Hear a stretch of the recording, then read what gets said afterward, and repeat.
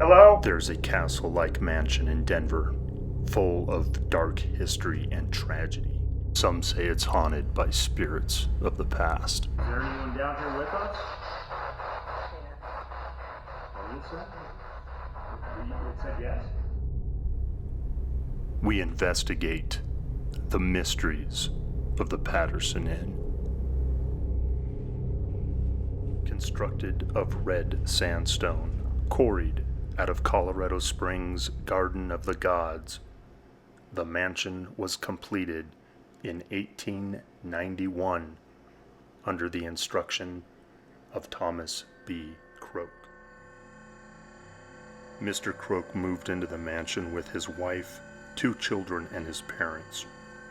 The death of his wife, Margaret Dunphy Croak, as well as his mother, may have been why he moved out, only living there for approximately 6 months. Mr. Croak traded his 16th century chateau-style structure located at 1075 Pennsylvania Avenue with Thomas M. Patterson. The trade was for Mr. Patterson's 1,440-acre Jones Lake Ranch north of Denver. The trade included all of the furnishings that were still inside the mansion. The Patterson family lived in the mansion for approximately 30 years. Mr. Patterson's daughter Margaret would later marry Richard Crawford Campbell and assume ownership of the home, hence its earlier name, the Croak-Patterson-Campbell Mansion.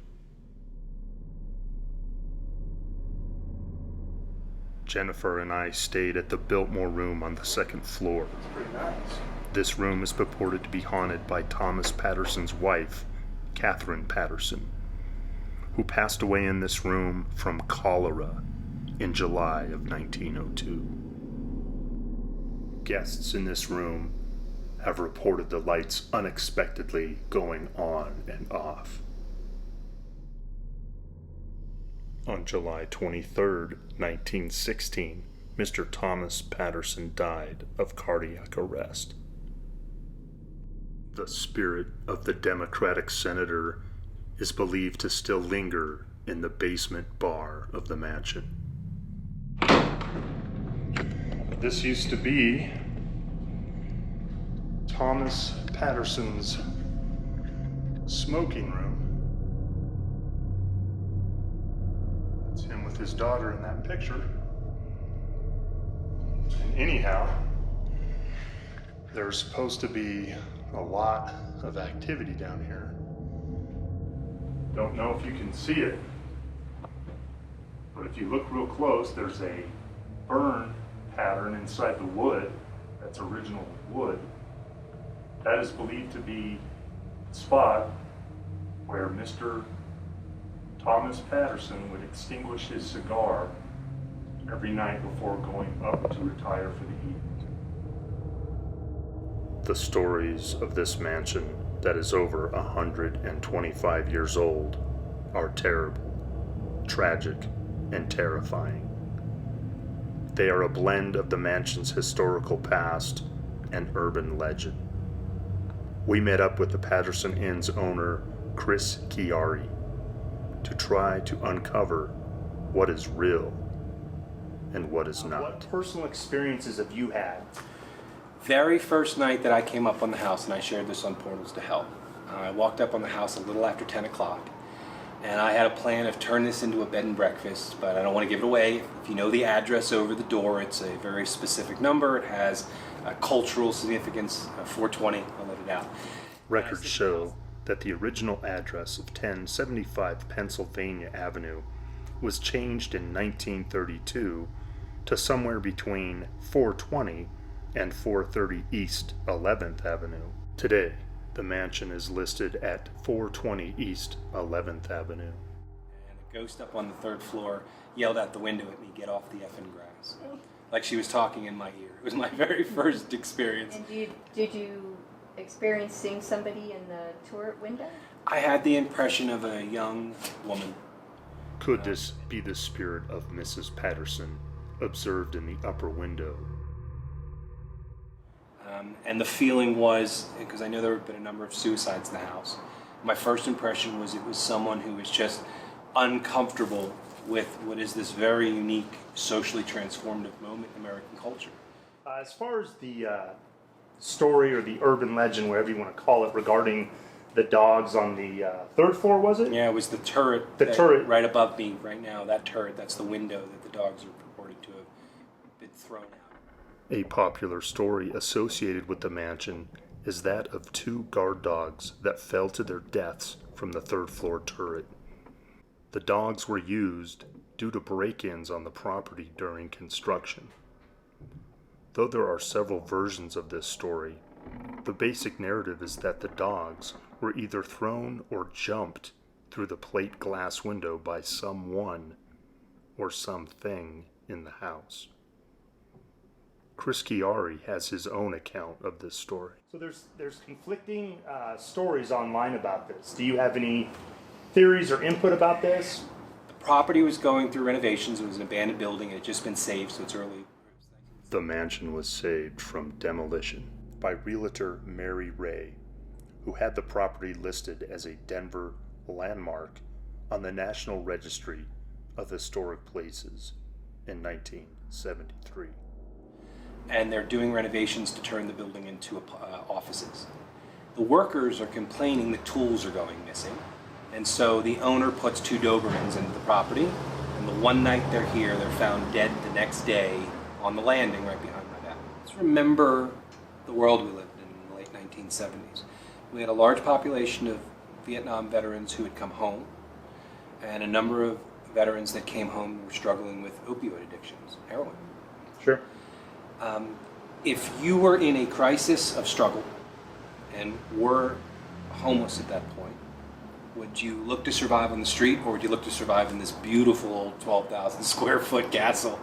Probably take the castle. I say someone who would have been trained and had fought in war, because would 2 dogs really have been a deterrent from someone able to deal with unexpected circumstance that was about preservation and self-security?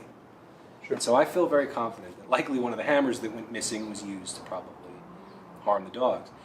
What I love is that this happened in the winter, so if it was ghosts, they were at least kind enough to open the window, throw the dogs out, and close the window so whatever heat was in the house wouldn't get out. Is there any one room in this bed and breakfast that's more active than the other rooms? What room are you staying in? The Biltmore. Oh, that's the most haunted room in this hotel.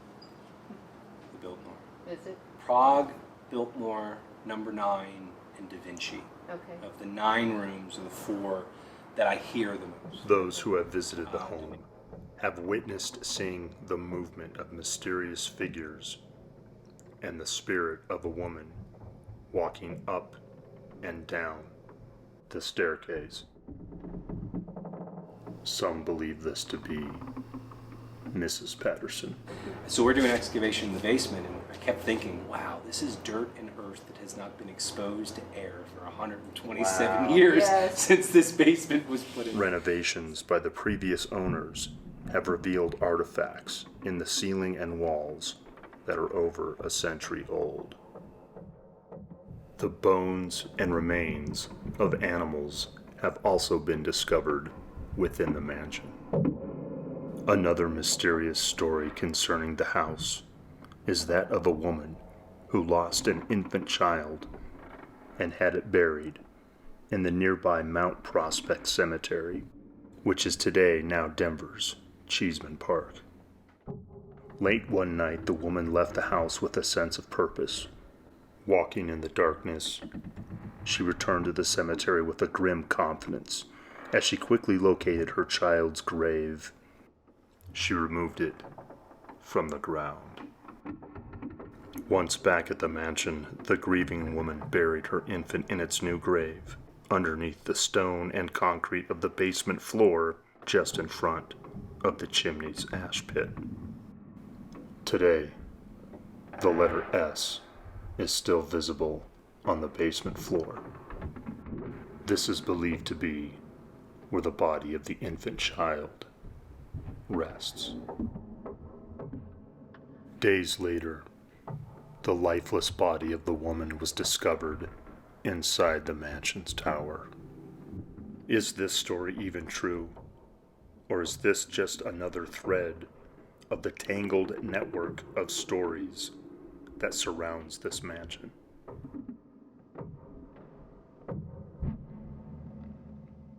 Every ghost tour that comes by will tell you a dead baby story. Right. They predominantly say that it was Catherine's baby, and I don't believe it. Sure. Thomas Patterson owned one of the two largest newspapers in Colorado at the time, and his paper, yes, would not have run that story, but the rivalry between the Rocky Mountain News and the Denver Post was heated enough Sure. that to think that a scandal like that wouldn't have made the Post, Sure. I think it's just absurd. Right. I've heard stories that some people think it was Tulane Sudan's baby. They talked about that on Portals to Hell. You know, I don't remember exactly how much made it into the episode, but that was the conclusion that might have led to the decision to kill herself. Tulane Sedan was the wife of Dr. Archer Chester Sedan, who had his medical practice in the mansion after he purchased the home in 1947. Tulane Sedan met and married Mr. Archer when she was a nurse at Denver General Hospital. For reasons unknown, Tulane Sedan took her own life in February of 1950. It is believed she climbed the stairs to the second-floor bathroom, which is today the Royale Room. She used rat poison and water in the bathtub to create deadly cyanogas, which would have killed her in approximately 3 minutes. Some accounts of her suicide suggest she may have continued up yet another twisting staircase to the 3rd floor after breathing in the lethal gas. Does Tulane haunt the Royale Room?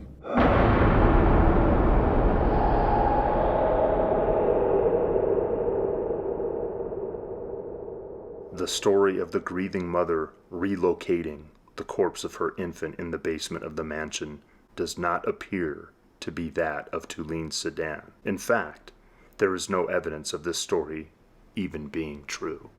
Though the suicide of Tulane Sedan is well documented with her death certificate, there are no records of her ever having an infant child dying, or let alone having it buried in the Mount Prospect Cemetery. They never talk about the carriage house here. Yeah, I was going to ask you about that. What's the deal with the carriage house? Stories from the 70s about a caretaker on the property who was into more darker occult. There are rumors, and I think I found the entrance, but Denver used to have an underground tunnel system. Yes. And it seems that there may have been an access point for that tunnel here on the property underneath the carriage house. The tunnels go to our state capitol, and it was a network that prominent people in the state used to navigate around town. Denver's state capitol is believed to have an underground tunnel system connecting to 9 other buildings in the Capitol complex. Thomas Patterson was a senator living in the mansion while the Capitol's construction was nearing completion. Could the mansion once have had a connecting underground tunnel of its own? You are here by yourself tonight, so I'm hopeful you'll have the freedom to do your work and hopefully capture the very spirits that give this house this life. After nightfall, we set up cameras throughout the mansion and attempt to communicate with the spirits that are believed to dwell within its walls. Okay, this time we're going to try something a little bit different. This is a spirit box.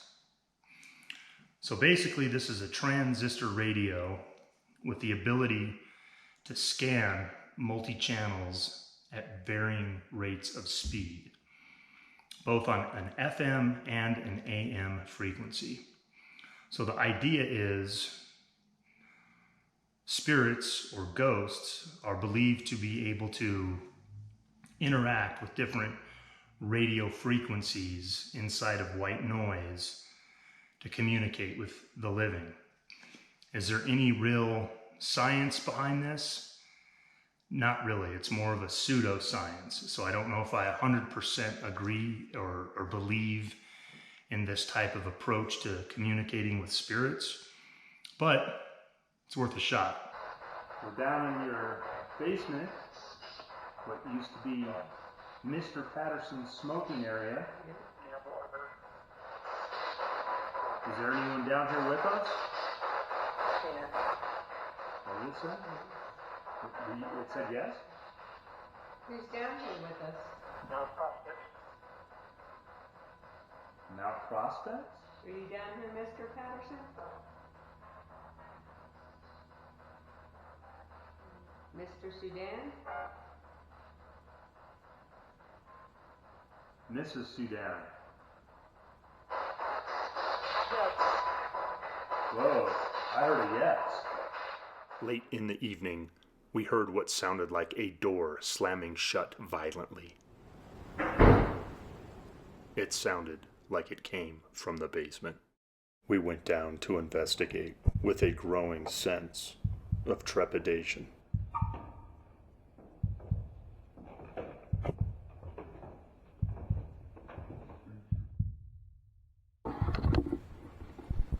It's creepy in here.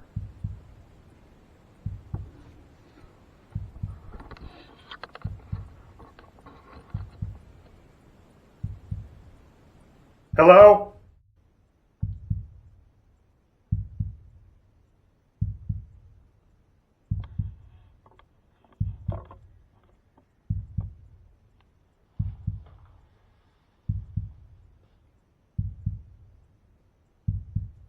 Oh my God!